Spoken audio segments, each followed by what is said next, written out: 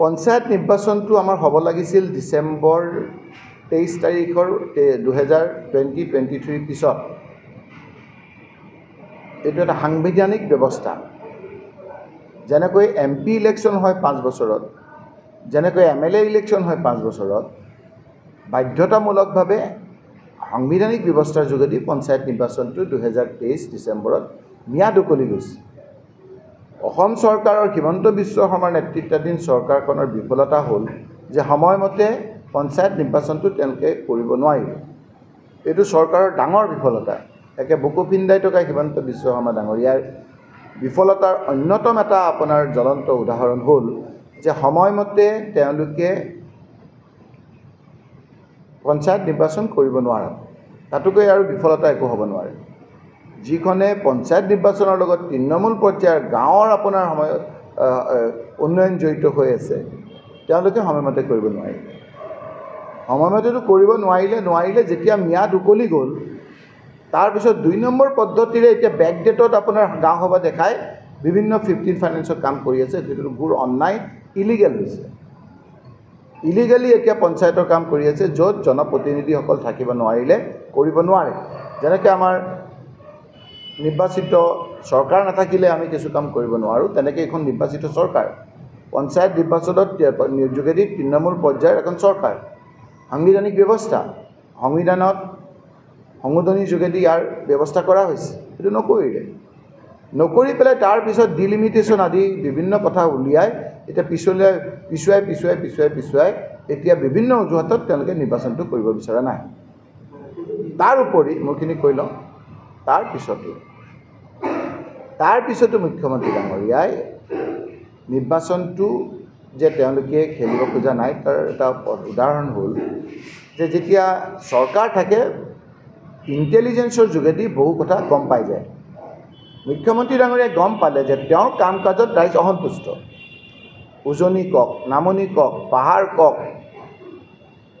বৰাক valley কওক, ভেটিয়েদি কওক, সকলো ঠাইত তেওঁৰ কাৰ্যকালৰ কাৰণে সকলো কাষ্ট কমিউনিটিৰ মানুহ বিতুষ্ট।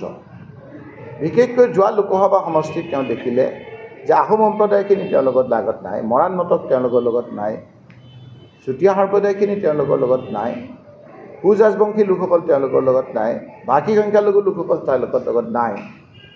সেইকাৰণে তেওঁ এতিয়া যি মিয়াৰ ভোট নালাগে বুলি তেওঁ দম্বালি মাৰিছিল, এতিয়া মিয়াৰ ওচৰত আহি যোনে কৈছিল যে মোক ইলেকশ্যনৰ সময়ত মই কৈ দিম যে মিয়া আপোনালোকে মোক ভোট নিদিব, এতিয়া মিয়াক সষ্টংগ প্ৰণাম কৰি মিয়াৰ ভোট লগা হৈছে। কাৰণ তেওঁ যিখিনি যোৱাবাৰ যাৰ ভোটেৰে তেওঁলোকে চৰকাৰ কৰিছিল, সেই লোকসকল হিমন্ত বিশ্ব শৰ্মাৰ কাম কাজত বিতুষ্ট হৈ তেওঁলোকৰ লগৰ পৰা আঁতৰি গৈছে। আৰু সেইকাৰণেই তেওঁ এতিয়া ৰাইজৰ ওচৰত চাপিবলৈ বিচৰা নাই। বিচৰাটো নাই, এনেকুৱা এটা পদ্ধতি উলিয়াইছে যে বিজেপি দলৰ নিজৰ চিম্বলটো হিমন্ত বিশ্ব শৰ্মাই পঞ্চায়তত নাইকিয়া কৰি দিব বিচাৰিছে। চিম্বলটো লৈ তেওঁলোকে ৰাইজৰ ওচৰত যাব খোজা নাই, তেনে ৰাইজে ভাবিছে ৰাইজে তেওঁলোকক গ্ৰহণ নকৰিব। হিমন্ত বিশ্ব শৰ্মাৰ কাৰণে বিজেপিৰ পদুম ফুল লৈ তৃণমূল পৰ্যায়ত যাবলৈ সাহস কৰা নাই। সেইকাৰণে যিটো তৃণমূল পৰ্যায়ৰ মূল পঞ্চায়ত ৱাৰ্ড মেম্বাৰ, সেই ৱাৰ্ড মেম্বাৰৰ 70% তেওঁই দম্বালি মাৰি কয় 70% পঞ্চায়তৰ প্ৰতিনিধিৰ যিবিলাক নিৰ্বাচন তাত চিম্বল নাথাকে, অৰ্থাৎ তেওঁলোকে দলীয় চিম্বল থাকিব, দলীয় চিম্বল নাথাকে। তাৰ মানে তেওঁ নিজৰ কাম কাজত আমি যদি চৰকাৰ থাকিলেহেঁতেন, আমি উন্নয়ন কৰাৰ কাৰণে আমাৰ ক্ষমতা থাকিলেহেঁতেন, আমি নিজৰ চিম্বলটো লৈ ৰাইজৰ ওচৰত গ'লোহেঁতেন। তেওঁ গম পালে যে তেওঁৰ কাম কাজত ৰাইজ অসন্তুষ্ট আৰু সেইকাৰণে তেওঁ ওচৰত থাকিব বিচৰা নাই। সেইকাৰণে তেওঁ বিভিন্ন অজুহাত কৰি এতিয়া ৱাৰ্ড মেম্বাৰ আৰু পঞ্চায়তৰ আপোনাৰ যিবিলাক সভাপতি, সেই ক্ষেত্ৰত তেওঁ চিম্বল বিহীন কৰিছে দলীয়। কিন্তু আমি কৈছোঁ আমাৰ কংগ্ৰেছে, যেনেকৈ আমি জিলা পৰিষদত হাতৰ চিন দিম, যেনেকৈ আমি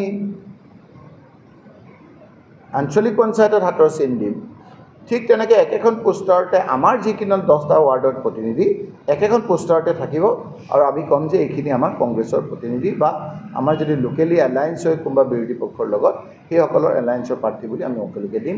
কাৰণ আমাৰ সাহস আছে যে ৰাইজৰ ওচৰত যোৱাৰ আমি নিজৰ চিম্বল লৈ আৰু হিমন্ত বিশ্ব শৰ্মাৰ বিফলতা বিভিন্ন আমাৰ মানুহক কৰা অত্যাচাৰ বিশেষকৈ আমাৰ স্মাৰ্ট মিটাৰ বিভিন্ন ক্ষেত্ৰত বয়বস্তুৰ মূল্য বৃদ্ধি বিভিন্ন সমস্যাৰে আগুৰি থকা মানুহৰ ওচৰত এই কথাখিনি উপস্থাপন কৰিম আৰু পঞ্চায়ত নিৰ্বাচনত আমি আমাৰ দলীয় আৰু আমাৰ যদি এলায়েন্স হয় সেই এলায়েন্সৰ ভিত্তিত আমি প্ৰতিষ্ঠা কৰিম তেওঁহে এইবিলাক দৰাৰো মাক কইনাৰো বাপেক তেওঁহে কৰি থাকে এইবিলাক কিন্তু আমি ক'ত কৰিব গৈছোঁ 2023 এইটো উত্তৰ নিদিয়ে আপোনাক এতিয়া কৈ সোধকচোন ইডিউটত কিয় নকৰিলে চৰকাৰৰ নিয়ম হ'ল যে ম্যাদ উকলি যোৱাৰ 6 মাহৰ আগত তেওঁলোকে নিৰ্বাচন আয়োগক ক'ব লাগে যে নিৰ্বাচন কৰিব লাগে দিছিলে নাই চিঠি